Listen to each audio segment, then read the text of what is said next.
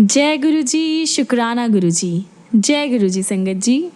आज हम जानेंगे कि कैसे गुरु जी ने अपनी एक संगत की लाइफ ही बदल दी, उनको गुरु ग्रंथ साहिब का संदेश दिया और कैसे उनको अनेकों चमत्कार करके दिखाए। संगत जी, आज हम सुनेंगे डॉक्टर मंजीत तिवाना आंटी का सत्संग, जो कि पंचकुला के रहने वाले हैं। जय गुरु जी, शुक्राना गुरु जी। आंटी जी लिखते हैं, गुरु जी से मिलने से पहले मैं काफ़ी ज़्यादा हठीली और अड़ियल थी। मैं किसी की बात नहीं सुनती थी, लेकिन कुछ ऐसे अनफॉर्चुनेट इवेंट्स हुए जिनकी वजह से मेरा ये कॉन्फिडेंस ख़त्म हो गया। किसी ने मरे हुए इंसान की अस्थियों का चूरा बनाकर मेरे खाने में मिलाया और मुझे खिला दिया। ये बहुत ही शक्तिशाली काला जादू था, जिससे मैं मौत की कगार पर पहुंच गई थी। ये 1984 की बात है और उस टाइम से मुझे बेड पर ही रहना पड़ रहा था। मैं बैठ या चल फिर नहीं सकती थी और कुछ भी पचा नहीं पाती थी। मैं संतों, तांत्रिकों, फकीरों और पंडितों के पास गई, लेकिन किसी ने भी मेरी हेल्प नहीं करी। उन्होंने कहा कि मेरी मृत्यु निश्चित है। यदि कोई मेरी हेल्प करेगा तो कर्मों के आदान प्रदान के कारण उसकी मृत्यु होने की संभावना है। 1 दशक तक मैं ये कष्ट सहती रही। फिर एक कनाडा निवासी लूना, जिसे मैं जानती थी, उन्होंने मुझे गुरुजी के पास जाने की सलाह दी। लूना एक बहुत फेमस एक्टर और डायरेक्टर स्वर्गीय हरपाल सिंह की बेटी थी। उसने कहा कि अगर मुझ में आस्था होगी तो वह हेल्प ज़रूर करेंगे।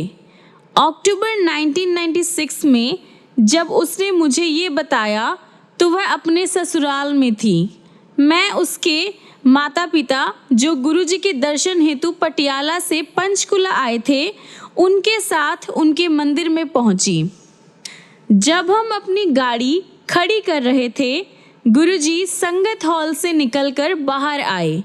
हम सब ने उनके कमल चरणों को स्पर्श किया। लूना ने मेरा इंट्रोडक्शन देना शुरू किया था कि उन्होंने मुझे मेरे नाम से संबोधित कर कहा कि मेरे साथ बहुत दुराचार हुए हैं। मुझे लगा कि वह सर्वज्ञाता है। गुरुजी ने मुझे अपने आसन के राइट साइड पर बिठाया और वह मेरा मस्तक देखते रहे, मानो मेरे भूत, वर्तमान और भविष्य के कर्मों को देख रहे हो। उन्होंने हमारी ओर घूरने वालों की अवहेलना करी। देखने में मैं डिस्गस्टिंग लग रही थी। मेरी बॉडी और मेरा मुंह बिल्कुल सूजा हुआ था और मेरी आंखें बंद सी थी। 1 घंटे उनके पास बैठकर मुझे अपने चारों ओर दिव्य वातावरण का आभास हुआ। 10 साल के बाद मुझे आंतरिक शक्ति का आभास हो रहा था, यानी मुझे इंटरनल पीस मिल रही थी। फिर उन्होंने मुझे लंगर करने के लिए कहा। उस समय मैं उनकी क्वालिटी से अनजान थी। मैंने लंगर स्थान से बाहर निकलने का प्रयास किया। मैंने सोचा कि मैं बिना मूल्य का भोजन कैसे कर सकती हूँ, लेकिन गुरुजी को मना करना संभव नहीं था, पॉसिबल नहीं था। उन्होंने मुझे फिर से लंगर ग्रहण करने के लिए कहा तो मैंने किया। उसके बाद उन्होंने मुझे अपने लेफ्ट ओर बिठाकर उस हाथ को दबाने और मालिश करने को कहा। आधे घंटे के बाद उन्होंने मेरा अंगूठा अपने अंगूठे से दबाया और उसी टाइम मेरा 60% जो रोग था वो ख़त्म हो गया। उनके चरणों में बैठे हुए उन्होंने मुस्कुराहट देते हुए वहाँ आते रहने के लिए कहा। उस दिन मुझे आशा बंधी, लेकिन उसके बाद 6 महीने तक लूना के ससुराल वालों ने मुझे बिजी रखा। मैंने उन्हें चंडीगढ़ के पास जीरकपुर में 4 कैनाल प्लॉट बेचा था। रजिस्ट्रेशन के टाइम मुझे ऐसा लगा कि मेरे साथ 1.5 लाख रुपए का धोखा किया गया है। मैं गुरुजी के आदेश का पालन भी नहीं कर सकी थी। 6 महीने के बाद जब मैं पंचकुला गई तो पता चला कि गुरुजी चंडीगढ़ चले गए हैं। मैं उसी टाइम उनके पास गई। जैसे ही उन्होंने मुझे देखा, उन्होंने दूर से ही कहा कि मेरे साथ 1.5 लाख रुपए का छल हुआ है। उनकी सर्वज्ञाता शक्ति फिर से मेरे सामने थी। उसके बाद मुझे 2 साल तक उन्होंने कामली ट्रीटमेंट दिया। इस ड्यूरेशन में मैंने शिव पुराण में पढ़ा कि गुरु को 2 साल तक शिष्य की परीक्षा लेनी चाहिए। मैं उनके पास लगातार जाती रही।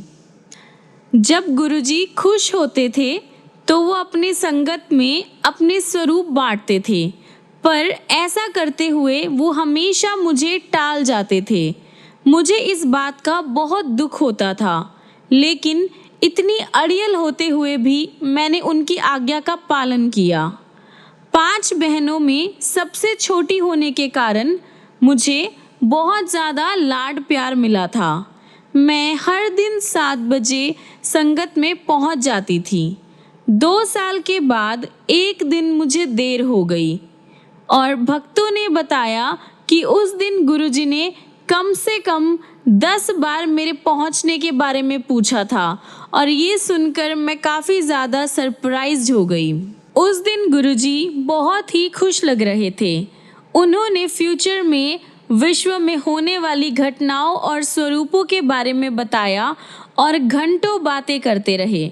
भक्तों ने जो सुना वह आजकल न्यूज़पेपर में मेन हेडलाइंस होती है। मैंने अपने हाथ जोड़कर उनसे सवाल पूछने की आज्ञा लेकर उनको कहा, गुरुजी, क्या मैं इतनी दुर्भाग्यशाली हूँ कि मुझे आपका एक चित्र नहीं मिल सकता? गुरुजी ने जवाब दिया कि मुझे चित्र की आवश्यकता नहीं है, क्योंकि वह मेरे दिल में बसते हैं।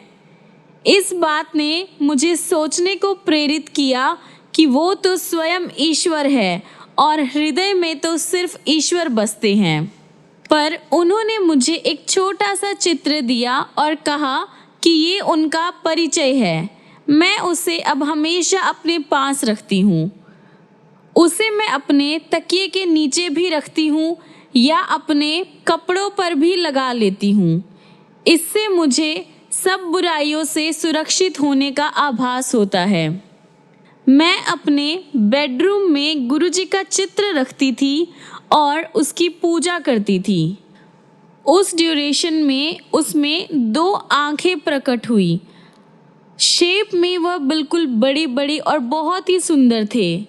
मैं उनसे कभी भी डरी नहीं हूँ। मैं उनसे हमेशा पूछा करती थी कि वह ब्रह्मा, विष्णु या महेश में से कौन है, लेकिन वह केवल पलक झपकाते थे। कुछ टाइम बाद उनमें से किरणें भी निकलने लगी। गुरुजी शिव का अवतार है, ये आंखें उनका प्रत्यक्ष प्रमाण थे। गुरुजी से मिलने से पहले मैं बाबा चरणदास राधा स्वामी सत्संग के हेड से मिली थी। मैं उनको अपने एक अमेरिकी फ्रेंड फेरल ब्रेनर के थ्रू मिली थी। ब्रेनर यहाँ पर पैरासाइकोलॉजी में रिसर्च करने इंडिया आए थे। वह मुझे बाबा चरणदास से मिलने को कह रहे थे। मैंने उन्हें पहले होशियारपुर में एक भृगु संहिता से प्रश्न करने के लिए जिद की। ये उनको जानने की मेरी एक विधि थी। उस दिन जो न्यूज़पेपर आया था उसमें लिखा था कि वो हम दोनों के लिए भाग्यशाली दिन था और संहिता के अनुसार ये मैं पहले देख चुकी थी। पहले मैं एक देवी थी जिसका इस पृथ्वी पर जन्म लेने का मूल कारण मोक्ष प्राप्ति था। इस विश्वास के साथ कि मुझे मूर्ख नहीं बनाया जा रहा है, मैं बाबा चरणदास से मिली। वह लोगों को दीक्षा देते थे। उस टाइम मेरी माँ वॉर्मवुड डिजीज से परेशान थी। मैंने उनको कहा कि अगर वो मुझे दीक्षा देना चाहते हैं तो उन्हें मेरी माँ को ठीक करना पड़ेगा। वह मान गए और मैंने उनकी दीक्षा ग्रहण करी। लेकिन मेरी माँ बहुत जल्द चल बसी और इस बात से मैं बहुत चकित थी। बचपन से मैं बहुत ही विजनरी रही हूँ और आने वाली घटनाओं को अक्सर ड्रीम में देख लेती हूँ। कभी कभी तो मैं दिव्यवाणी, आकाशवाणी भी सुन लेती हूँ। मैंने भगवान से सवाल किया कि क्या बाबा भगवान हैं? जवाब मिला कि वह जल्द ही मिलेंगे। हम सब तो हमेशा उनसे मिलने के मार्ग पर हैं, मैंने सोचा, और बाबा पर से मेरा विश्वास बिल्कुल खत्म हो गया। गुरुजी से मिलने के बाद मैंने फिर से दिव्यवाणी से सवाल किया। मैंने पूछा कि वह कौन है। जवाब मिला कि वह स्वयं परमात्मा है। इस आकाशवाणी के बाद बिना किसी डाउट के मैंने उनको पूजना शुरू कर दिया। गुरुजी मुझे चमत्कार दिखाते रहे। उनके छोटे चित्र के साथ मैं समाधि करने लगती थी। चित्र की आंखें पलक झपकाने लगती थी और मस्तक में से किरणें निकलने लगती थी। मैं अपने बाहरी ओर को मुड़ी और मैंने ईश्वर से प्रार्थना करते हुए पूछा कि मेरे जीवन का एम क्या है। प्रार्थना करने के बाद जब मैं संगत में पहुंची तो गुरुजी अपने आसन पर बैठे हुए थे। उनके चरणों में से एक ज्योति फूटी। उनके चरण में रखे हुए हरे कारपेट के चारों ओर गई और फिर मुझे छूने के बाद उनके चरणों में वापस चली गई। मुझे फील हुआ कि मुझे अपने सवाल का जवाब मिल गया है। वह मेरी तलाश के आदि, मध्य और अंत है। हमारा अस्तित्व उनसे शुरू होकर उन्हीं में जाकर मर्ज हो जाता है।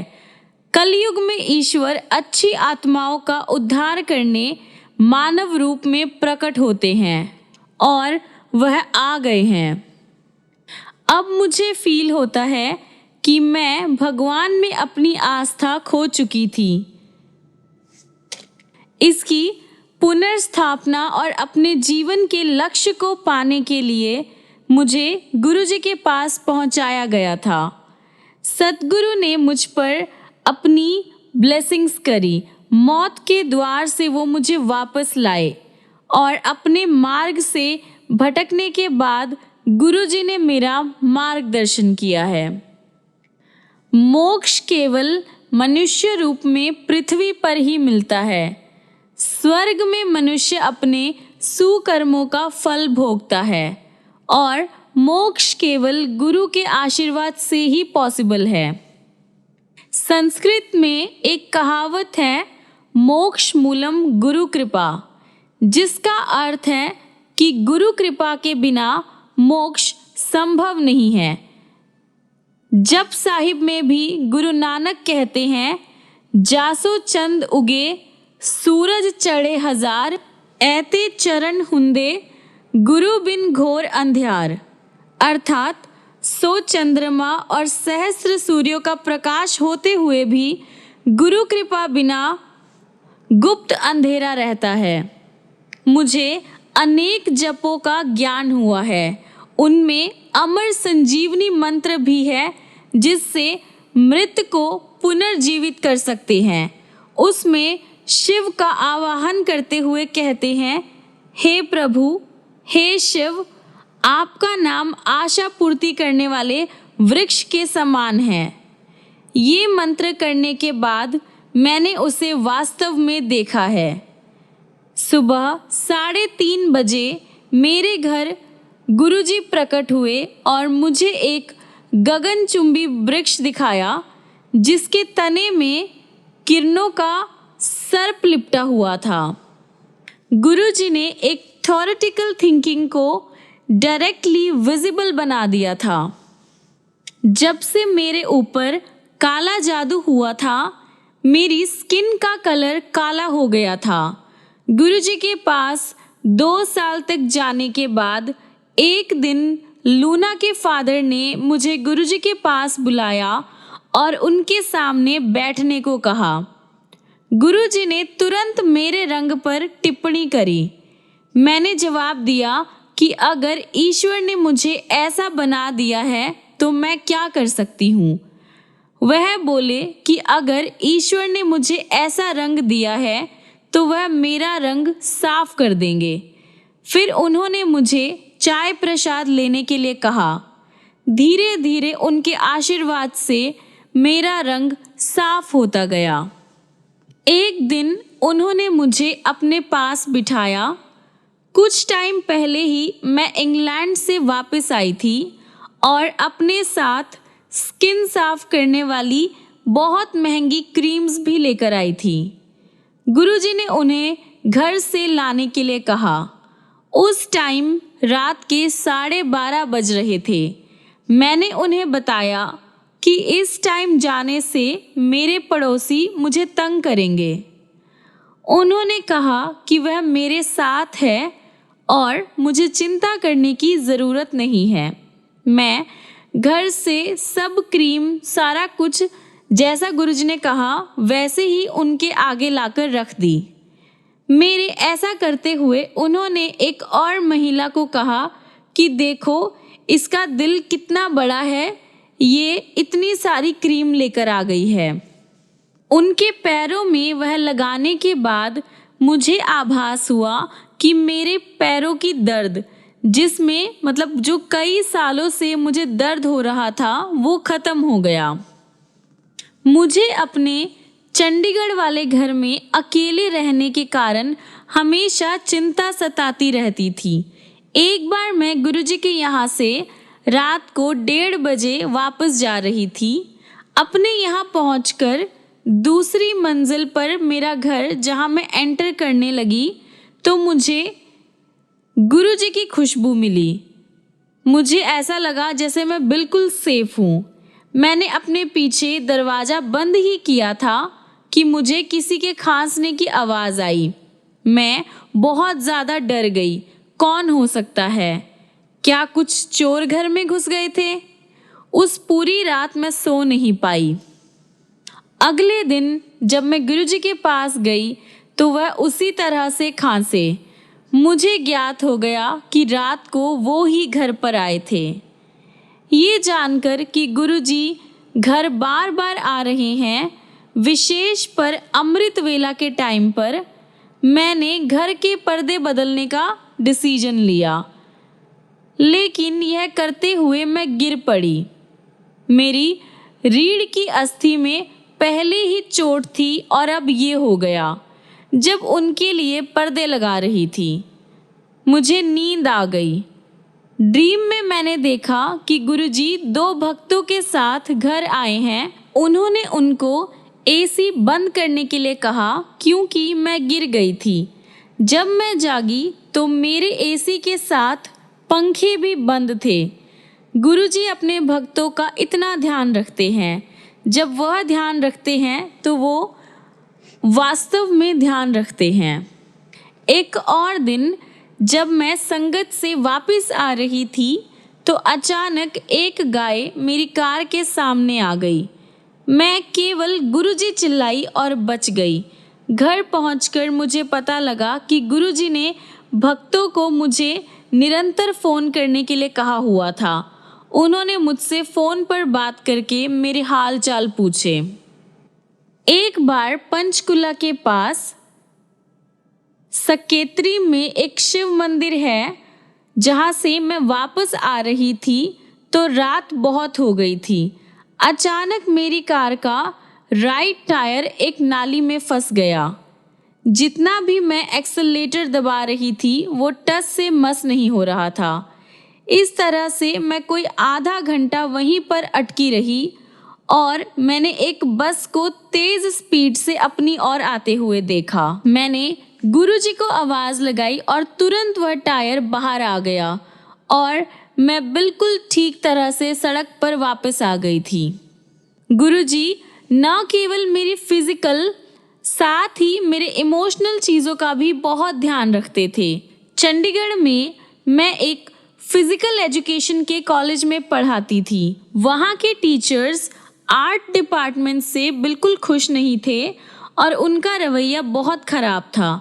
एक दिन मैं उनका जो ये नेचर था वो बर्दाश्त नहीं कर पाई और अपने कार में बैठकर रो रही थी। तुरंत गुरुजी की खुशबू से मेरी कार भर गई और मैं अपनी भावुकता से बाहर निकल आई। एक फॉर्मर एडमिनिस्ट्रेटिव ऑफिसर सरदार मनमोहन सिंह मेरी हेल्प करते रहते थे। रिटायरमेंट के बाद उनके ब्रेन सेल्स डिस्ट्रॉय होने लगे थे। अक्सर वह भाषण देने लगते थे और उनको घर पर बांध कर रखना पड़ता था क्योंकि उन्होंने मेरे पर बहुत उपकार किए थे। मैं उनका ये ऋण चुकाना चाहती थी। मैंने यह गुरुजी को बताया तो उन्होंने उनकी पत्नी को तांबे का लोटा लाने के लिए कहा और उसे अभिमंत्रित किया। मैं उनको भी गुरुजी के पास लेकर आई। गुरुजी ने उन्हें अच्छी नींद लेने के लिए कहा और उस रात उन्हें एक लंबे ड्यूरेशन के बाद बहुत गहरी नींद आई। एक दिन गुरुजी ने सरदार मनमोहन सिंह की वाइफ को चवन खरीदकर थर्सडे एंड फ्राइडे को अपने घर पर रखकर सेक्टर 44 के निहंग गुरुद्वारे में दान करने के लिए कहा। ये करने के बाद उन्हें गुरु ग्रंथ साहिब का उस दिन का संदेश पूछना था। ये उन्होंने तो नहीं किया लेकिन मैंने किया। किशोर ने पवित्र ग्रंथ से शब्द निकालकर मुझे दिया। उसके अनुसार ईश्वर पहले भी पूर्ण थे और अब भी हैं और हमेशा रहेंगे। चंद्र और सूर्य उनकी आज्ञा का पालन करते हैं और जो निर्मल है वह उनको ही दिखाई देते हैं। मैं वह संदेश लिखकर संगत में ले आई, परंतु मैं उसे गुरुजी को दिखाने का साहस नहीं कर सकी क्योंकि मुझे ये करने के लिए नहीं कहा गया था। प्रातः सुबह 3:30 बजे गुरुजी ने मुझे दर्शन दिए। उनके हाथ में गुरु ग्रंथ साहिब का वही पेज था जिस पर वो शब्द लिखे थे। इसका क्या मतलब है? वह गुरु ग्रंथ साहिब के रचयिता है। गुरुजी ने मुझे चंडीगढ़ में अपना घर बेचने को कहा।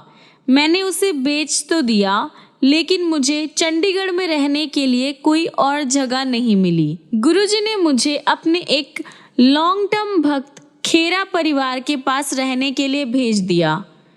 श्री खेड़ा विद्यालय में गुरुजी के अध्यापक रह चुके थे और उन्होंने उन्हें रक्त के कैंसर से मुक्त किया था, यानी ब्लड कैंसर से ठीक किया था। गुरुजी ने उन्हें संतान का आशीष भी दिया था। खेड़ा परिवार ने अपने घर में मुझे एक कमरा दे दिया। मैं इतनी बीमार थी कि ट्रैवल नहीं कर सकती थी और गुरुजी दिल्ली चले गए थे। गुरुजी द्वारा मेरे लिए भेजा हुआ प्रसाद मैं लिया करती थी। वह मेरे लिए मेडिसिन थी और उससे काले जादू के दुष्प्रभाव भी खत्म हो रहे थे। उस प्रसाद में इतनी शक्ति थी कि मैं उसे खाने के बाद खून की उल्टी कर देती थी। मैंने देखा कि उल्टी में विष भी निकलता था। मुझे खिलाई गई अस्थियों की राख। लेकिन गुरुजी से दूर रहना आसान नहीं था। जब भी खेड़ा परिवार दिल्ली जाते थे मैं गुरुजी के चित्र के सामने रो पड़ती थी। एक बार रोते हुए मैंने कहा, जब कलियां मांगी कांटों का हार मिला। जब खेड़ा परिवार अगले दिन वापस आए तो उन्होंने गुरुजी द्वारा भेजी हुई फूलों की माला मुझे दी। गुरुजी भक्त के मन को टटोलते रहते हैं, वह हमारे प्रेम को जानते हैं। कुछ समय के बाद मैंने एकांत प्राप्ति के लिए गवर्नमेंट कॉलेज के हॉस्टल में रहने का डिसाइड किया। मेरे पड़ोसी नवग्रह शांति यज्ञ करा रहे थे और एक्साइटेडली मैंने भी एक पंडित जी को वह करने के लिए कहा। हवन से पहले मैंने गुरुजी की पूजा करी। पंडित जी के जाने के बाद मैं बहुत थकान सा फील कर रही थी। मैं सोने ही वाली थी कि मेरे सामने लाल कपड़ों में मुझे एकटक लगातार देखती हुई एक आकृति दिखाई दी। वह गुरुजी के चित्र के समान थी। इससे पहले कि मैं कुछ कह पाती, सर्वज्ञाता सतगुरु ने मुझे फ़ोन किया और पूछा कि क्या मैं उनकी पूजा कर रही थी। मेरे पास अपना कोई घर नहीं था और मैं पंचकुला में एक किराए के मकान में रह रही थी, लेकिन बाद में मैंने यह घर नहीं खरीदा। गुरुजी ने मुझे वह घर दिखा दिया था। 1998 में एक ड्रीम में मैंने देखा कि मेरे पास एक कोने का मकान है जिसकी दीवारें गुलाबी रंग की है, लेकिन मैं उस घर को नहीं ढूंढ पाई। इसका जो कारण था वो क्लियर था कि ऐसे घरों का निर्माण 2001 में ही हुआ और हरियाणा नगर विकास निगम ने उनका अलॉटमेंट 2003 में ही किया। इसका अर्थ है कि गुरुजी को उस घर के बारे में उसके बनने से पहले ही पता था। एक बार मुझे ड्रीम आया कि मैं दिव्य लोक में एक झील के किनारे बैठी हुई हूँ। उसके अनुपम सौंदर्य का वर्णन शब्दों में भी नहीं किया जा सकता। उस लोक में भी मैंने अपना पर्स जोर से अपने हाथ में पकड़ा हुआ है। जब मैं सोकर उठी तो मैं काफ़ी शर्मिंदा होकर सोच रही थी कि क्या मैं इतनी लालची हूँ।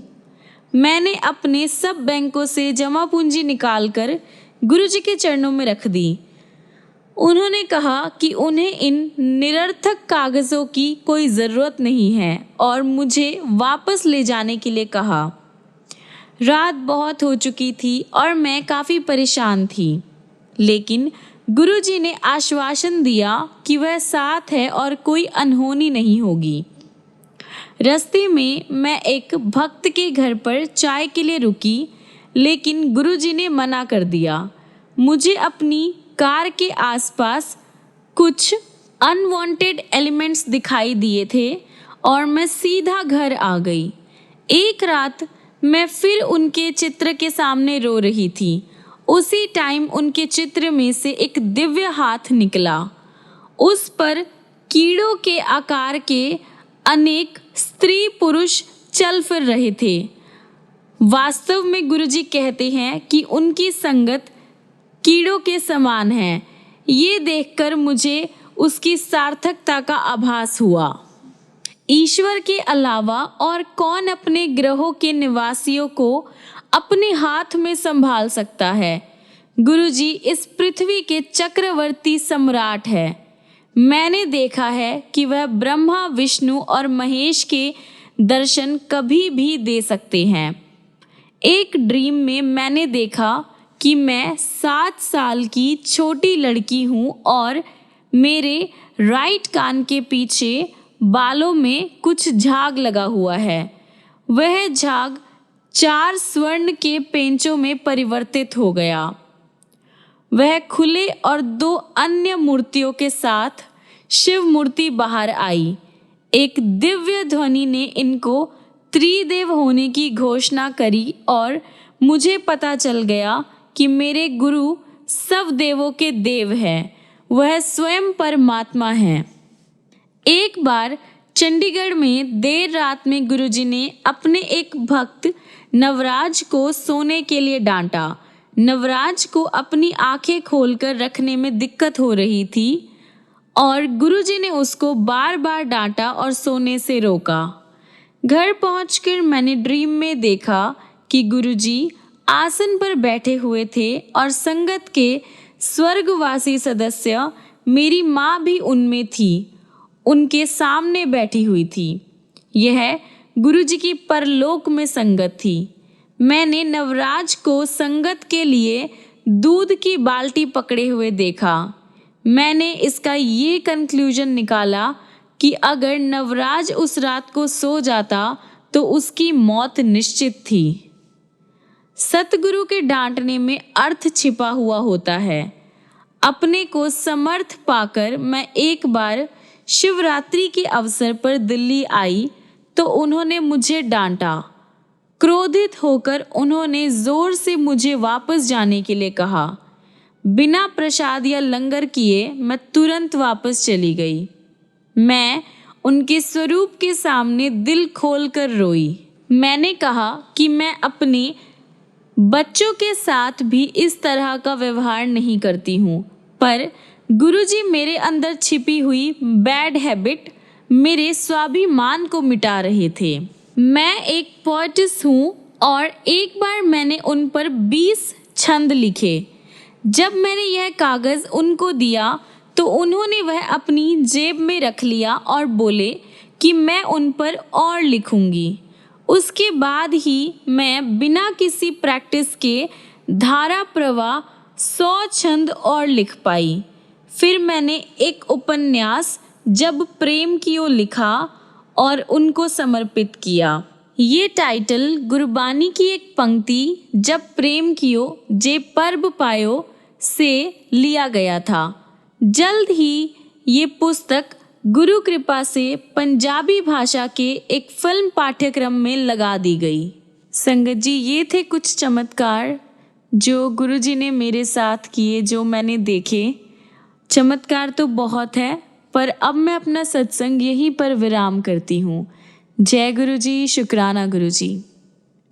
जय गुरु जी। संगत जी, हम अपने आज के सत्संग को यहीं पर विराम करते हैं और ख़त्म करने से पहले आइए गुरु जी महाराज का मंत्र जाप करते हैं। ओम नमः शिवाय, शिव जी सदा सहाय। ओम नमः शिवाय, गुरु जी सदा सहाय। ओम नमः शिवाय, शिव जी सदा सहाय। ओम नमः शिवाय, गुरु जी सदा सहाय।